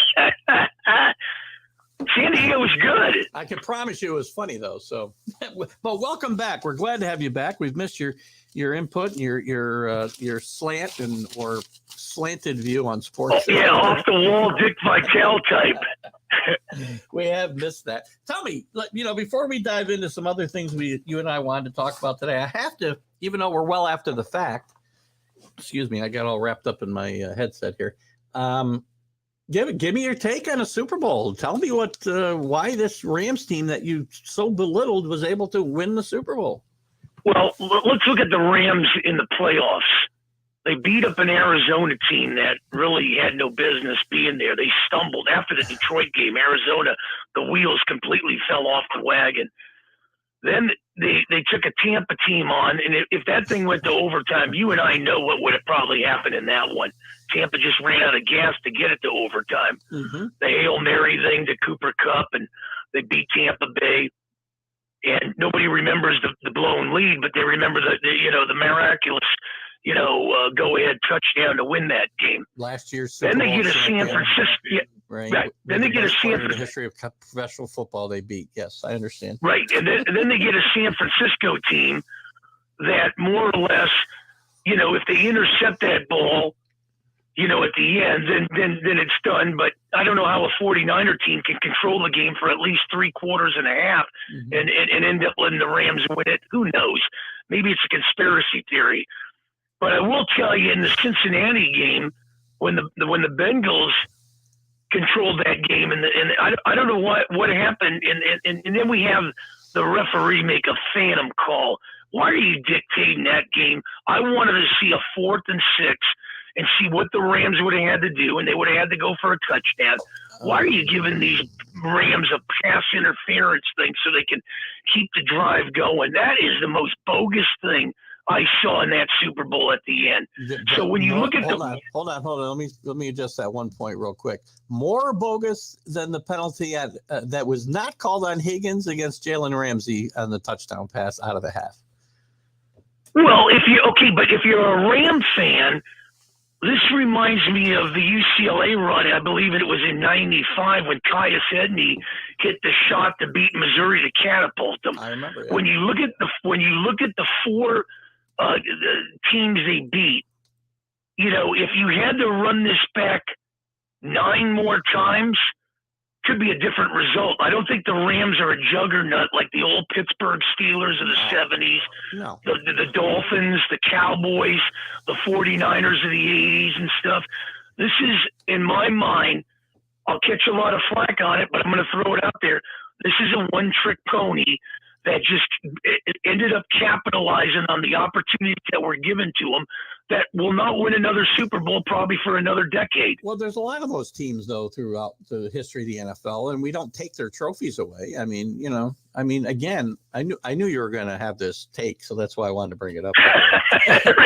Everybody seems to know I'll have this take, but you know what? I respect the Lakers in this town because they have 17 titles.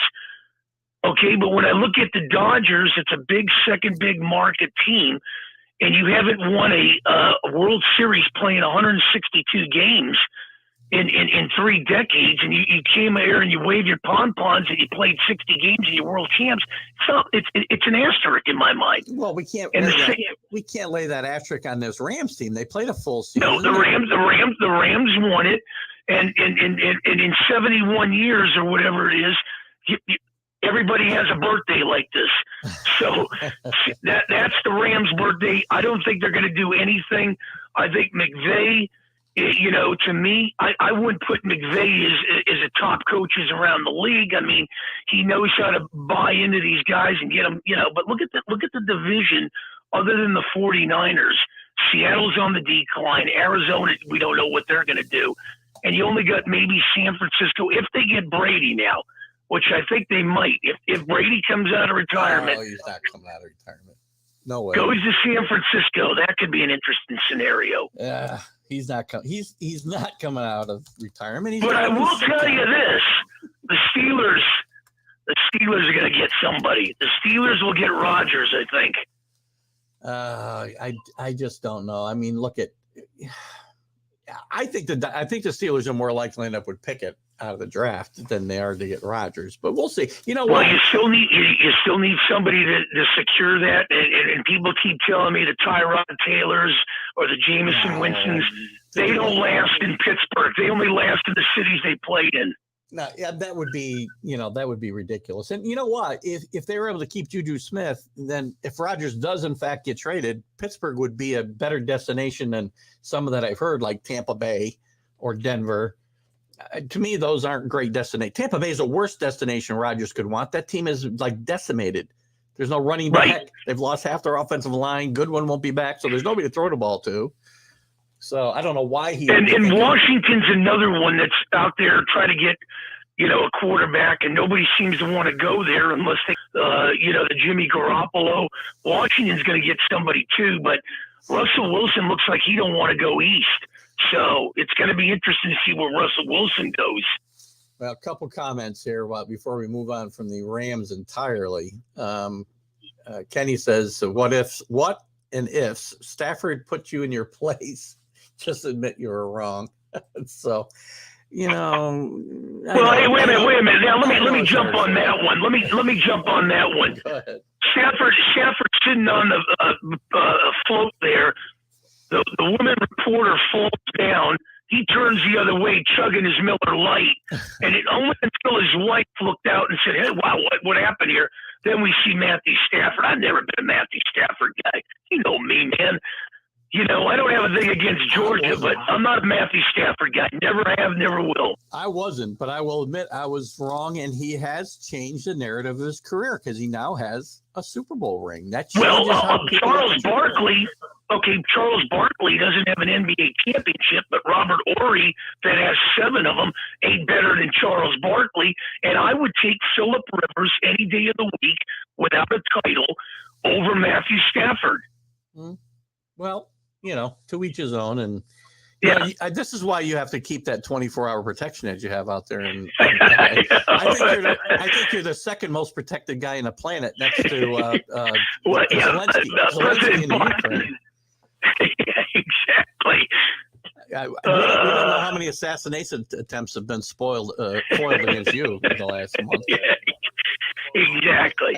Hey, let me tell you about this. I caught some flack on XM about the baseball strike. I know we're past 100 days with this thing or whatever. Yeah, let's go there. I wanted to pivot and switch gears and go to the lockout. So don't call it a strike. It's not a strike. It's a lockout. Okay, first of all, you know where I lie with the players on this thing. The players own baseball. People might not know that, but they own baseball because that union is the strongest in this country, might be stronger than the Teamsters. So we have a trust factor here. And the trust factor is the players don't trust the owners because the owners claim they're losing money. So one, when the players say, okay, open up the books, show us that you're actually losing money, the owners balk at that idea. Oh, we can't show you the books. But that would be like going out to lunch with somebody and saying, hey, can you pick up the tab? I don't have my wallet. What's a big bulge on your right side of your pants there? It's got to be a wallet or something. Can you pull it out? No, I can't. So that's the same thing where the players don't trust these guys. Second of all, if the owners are really losing money, I think Corey Seager probably a one-time 300 hitter, $330 million for 10 years. So this is where it lies. I don't trust the owners. I'm with the players. I've always been with the players. And, the players get a lot of flack, Keith. People say they make a lot of money. They're greedy and all this. Nobody says anything when Andy Garcia or Julia Roberts are making $20 million on a film, but they complain about these ball players being greedy and making all this money. My idea is head down to the local Dick's Sporting Goods, pick up some bats, balls, head over to Arizona and Florida. If you can hit 104-mile-an-hour fastball, they'll give you big money too. But I would take this one step further, and I've said this across the board. If these owners claim they're losing money and they don't want to pay these guys, slide over to the right. Let me get guys out there from, foreign countries in Japan and something. Let them build stadiums out here. They will pay the players, and they won't bitch and moan about paying the players. It's only these American owners like the guys in the days we grew up with, the cheap owners like Calvin Griffiths that wouldn't spend money on a team and started, saying we're losing money. I'm for the players. This thing I said will be going till May and June. They will break the owners' backs. Well, I won't disagree that the owners' claim of making money is bogus, or there wouldn't be this money being spread around. And while I do not just give the players a pass, because the players are as much at fault here as the owners in my mind. This is billionaires against millionaires. They're all making money, and I do not begrudge them their money. To go to your comments about that, I don't begrudge anybody. It's a free trade. Capitalism, this is the way it works, right? Somebody feels you're worth this money. I'm not, who am I to say you're not worth 25 or $30 million a year? I wouldn't build teams this way, but I don't begrudge guys their money. But when there's this much money involved, billions of dollars in TV contracts, other sponsorships, the money that comes from wearables and things that they sell in the stores, jerseys and hats and whatever else. There's so much money involved for them not to be able to find middle ground. I got to blame both sides. And what they don't care about? Either side. You can talk about the owners and the players. And I do agree. I think the owners are trying to break this union. And I think some of these owners are willing to piss away an entire season to do it, which I think is crazy. Well, here's the thing. Let me finish. Okay. Neither side cares about the fans, number one. They don't care anything about the fan cost is, because it's not just a cost of a ticket or a beer. It's the cost of my streaming service. This is the cost of my cable TV. And they don't care about the people that are also affected by this entire strike, which is the vendors in the ballparks and the cabbies that are driving cab. Ask Cabby sometime about how it will affect him if the Giants don't play. And the restaurants and the waitresses and waiters around these ballparks. The trickle-down effect to a strike like this, it hurts the economies of every city that we're talking about. And they don't care. Rob Manfred, again, this will back your point a little bit, sits up there talking about canceling the first 2 series of the season and making jokes and laughing it up there. And I think he's an embarrassment to the sport, but it carries over to the players as well. Well, first of all, let me break this thing down. You talk about we grew up with one hat. We grew up with a home jersey, a road jersey. Then we started coming out with all these different hats, camouflage to sell and all this. Now we're bringing the retro look back to sell. The other thing is in L.A. a few years back, Frank McCourt owned a team, and people weren't going to the game. You know, for 81 games, it looked like Halloween. Everybody was dressing up as an empty chair. Yeah. So what he had to do was he had to have businessman specials, roll back half-price concessions, half-price merchandise. Still people weren't going, but they were going a little bit more because everything was half off. These parking lots are like $25 to go to park your car. Thank God I don't drink. So the beers are like $20-something. The hot dogs are $10. 3 bites, you're done with it. You got to buy another one. So when I look at the owners in this whole thing is, you know, if I'm making you money, then, you know, I don't have to tell you I'm making you money. You can see I'm making you money. You should say, hey, let me kick this guy down. He's making me money. We went to strikes in 94. The sport was dead. And what resurrected it was chicks dig the long ball. They brought it back with the home run. Cal Ripken saved baseball, by the way, just an FYI. Right. Well, and also the Sosas and the McGuires, because Selig was sitting there and basically, you know, trying to look at the sport. How are you going to save a sport now if it does come back? It's going to be something. We saw the owners in the NFL with these painters and auto mechanics and car salesmen, no disrespect, playing quarterback for the Philadelphia Eagles, the Steelers, and all this. Nobody goes to that.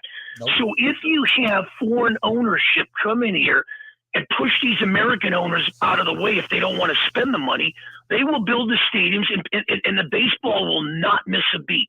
But if the owners try to do that and bring in these, you know, plan B, plan C players, nobody's going to see the sport. Guess what? Baseball's so your prediction this thing goes to May or June. May or June. Are you saying the strike lasts till May or June, or they'll start playing? I think the strike lasts till May and June, and hopefully I'll get that All-Star game off my bucket list that I keep eluding. Well, that means that if it goes to June, they don't start playing until July. Right. Right. Okay. So if they here's the other thing, Keith. When you look at it, you know who's going to hurt the most is the players, because now you're going to rush a spring training. You're going to have injuries and all this other stuff. And I'm not going to feel bad for them. Right. You know, they've got an opportunity to both sides to come to compromises that fit both. Right. And again, and let me finish your thing on Rob Manfred here. Go ahead. Rob Manfred, to me, is the biggest joke. He needs to go. He's a lawyer that does nothing in baseball. He made a comment when he first got in there that the World Series trophy was a piece of metal. This guy showed me his IQ was a snail. I don't disagree with that comment. Yeah. You know, and he needs to go. He really does. They don't respect him. Marcus Stroman called him out of the Cubs. This guy's a guy, when they don't respect you, this is what happens. He needs to go, and that's the problem. They cater this. Marvin Miller laid a great plan for the players, and they're not budging, man.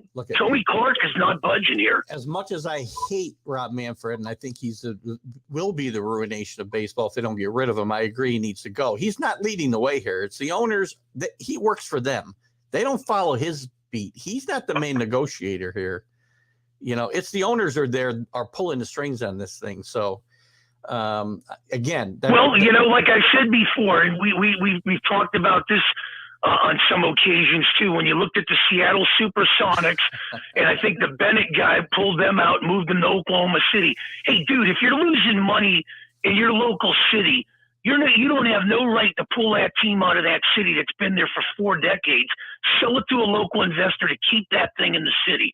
That's what they're going to start doing with these owners. They got to start locking them down, man. Well, the fans got to come out and support the teams too, though. I mean, if you're not making money, I should be able to move my business. You know, I don't want to get in a position where I'm backing the owners, because I don't back either side. But if I got a business that's failing in one city, I should be able to move it to another. Well, so how do you suggest to the owners in baseball? I'm a diehard Pirate fan. Mhm. You know that. We haven't had a winner there. Put a Whose good fault is product on that? the Is field. that the players or is that the owners? That's probably the owners because they are not putting a good product on the field. Right. I agree. I don't disagree with that. So again, Wow, we got a ladders, tables, and chairs show here today. I love it, man. well, again, I'm on neither side. I think both of them are crazy. And if your scenario plays out and they come back in June to play baseball or July to play baseball, they're going to come back to stadiums that are about 40% full because people aren't going to show up. I'm telling you right now, they're shooting themselves in the foot. Baseball's in a very vulnerable position right now as far as standing in the sports world, as far as fandom goes, and where fans are going to spend their money. And baseball is shooting themselves in the foot, and it's on both sides. Stephen Gold brings up the minimum salary, $600,000. I mean, we can't find some wiggle room between $600,000 and wherever the players are. Both sides have to be able to give here, you know? Well, I totally agree with that. But if I'm telling you, show me your books to say you're really losing money that you can't afford, I can come to middle ground. But if you say you're losing money and you don't show me your books, how am I supposed to trust you then? And that's where it lies. I think the players get the bad end of this flack. The fans look at it and all that. They look at these guys as greedy guys and everything. But the owners are the real problem here. And I've said it from the get-go. And you know, I'm born in the States just like you are too. But if these American owners do not want to spend the money, move out of the way. Let's get some foreign ownership. Because I will tell you this, you get some Japanese businessmen coming in here.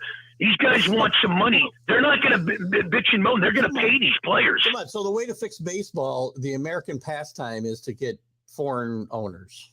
I mean, well, how are you going to save us? How will you save a sport if you want to keep a sport going? Because these guys don't want to pay the players that are making them money. They're making them money. It's not the owners making the players money. The players are making the owners money because people aren't coming to see the owners.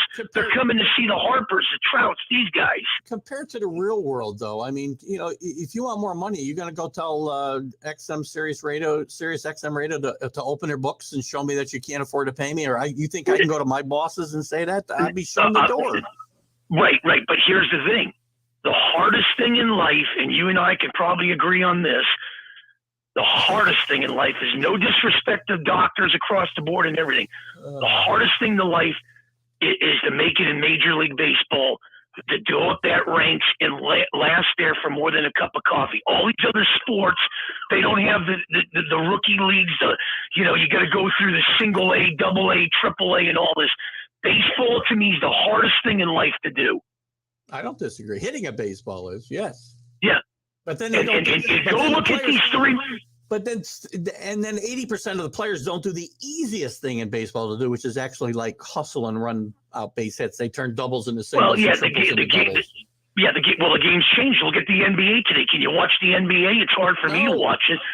No, but again, if I'm going to pay you real money to do a job, then do the whole job, not just hit home runs and stand there.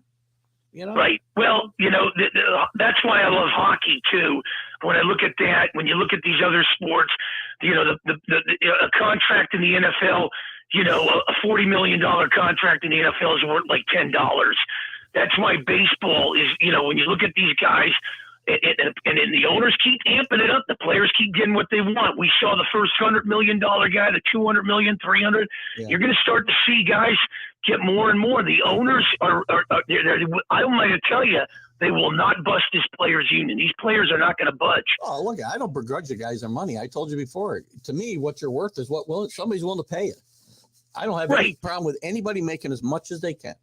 The fans, and these guys that are complaining, then they stay away.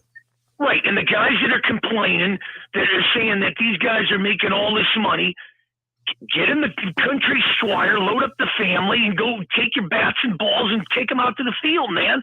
Go hit a Marcus Stroman 100-mile-an-hour pitcher, one of these guys, and they'll pay you money. That's it, bottom line. But these people, sit back there. I never hear them complain about going to spend big money to go see a movie in a theater, or paying, these actresses or all these other guys. I mean, I see Ashton Ashton Kuhner making all this money, donating all this money around. Nobody says anything how much he makes, but they're complaining about a Bryce Harper. Again, don't mistake my position, which I understand you're not. There's a lot of people that say this. My wife and I had this conversation just this morning that nobody talks about George Clooney getting $50 million for a movie. Yeah, exactly. So anyway, again, you're worth what you get, Kenny. And we won't. I want to get on to one other topic before we gotta let you go. We don't have to do it real quick. But Billy Pulver talks about the players. I got to get you on so you can see. You got to get back in. Next week, man. Next week, good, baby. Good. Billy's talking about we should have the players own the teams. Then they get the owners' money, and nobody have to play. We don't have to play the players, and it's cheaper for the fans. Might be something to that. Player-owned teams, just like I don't know, a little takeoff on the Green Bay Packers, owned by the community. Only now the franchise will be owned by the players that actually play there. I don't know how it would ever work, but it's an interesting concept. Well, I'll tell you one thing. You know where this is headed. How I compare this to the baseball, I compare it to the NCAA. These guys standing here, throwing a scholarship out, and then they're basically making money on somebody else's jersey, like a Johnny Manziel who put Texas A&M on the map, and they're making money on him. How do you make money on somebody's name like that? And that's the same thing what the owners are trying to do. They're trying to capitalize on the players and making the players look like, well, we're trying to give them, this, and we're trying to.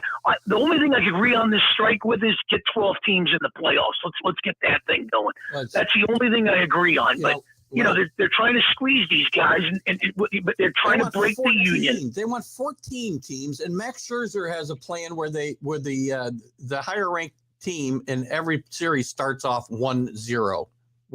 That's ridiculous. You're just changing the whole dynamic of the game. This is why nothing's getting done, because you got guys like Max Scherzer out there putting out stupid ideas like that about. Well, and they got the dumb owners playing a DH in the National League, putting a softball guy at ghost runner at second base, 7-inning double headers. I mean, come on. No, I get it. It's all ridiculous. That's why I hate both sides, and I'm ready to, go. I was going to go nuclear on them, but I made that comment the other day, and somebody said now I shouldn't be saying that because we could have missiles launched at us at any minute. So shut up. Listen, real quick before I let you go, because we only got like 2 minutes. Okay. The mandates are off all major league sports, as far as I know, as far as masks and vaccinations. So guys like Kyrie Irving now can play in their home court, as far as I know. How do you see this impacting sports going forward? Well, I look at it like this, and you know where I lie on this to a certain extent. I mean, I think everybody has a medical choice. I put my faith in one thing and one thing only, straight up. Yeah. I think California, what's been happening is more or less, I don't know if it's because of the primary coming up or whatever, they dropped a lot of mandates out here. Mm-hmm. And, maybe if they reclaim it or something, maybe we'll have these things back in November. But I will tell you this, I said, that it'd probably end in March a few months ago, because I thought, okay, as we get into the warm weather and everything, the NFL did it. I think we're going to see a lot more teams doing this across the board in hockey and basketball and baseball and stuff. I think, to me, and I don't want to disrespect it in any shape, way, or form. I think, who knows what this whole thing is. To me, you just put your faith in one thing and roll with that, whatever that might be. Well, we'll dive into that a little bit more when we chat some more. Mark, hope to have you on with me Wednesday night. I got to let you go because I got to wrap this up in about a minute. I love you, brother. Love the show. Great to have you back. Glad you're out of hiding, but stay safe out there. Where's I will. All right. See you later, buddy. Bye-bye. So the great Mark Mancini, who always generates great what I say about Duke the other day. He's a polarizing figure. Love him or hate him. I love having him on. I disagree with a lot of what he says. I hate both the players and the owners' positions here. I got to wrap this up, guys, or I'm not going to be able to share it to Roku because I'm going to be over my time. Great show today. Thanks for your participation, all you guys. Like and share the show. Invite your friends at TGI Sports Talk in to Northeast Streaming Sports, and we'll see you on Wednesday night with the College Sports Huddle. Keith Engel, right here on the Northeast Streaming Sports Network with TGI Sports Talk. See you later. Bye-bye.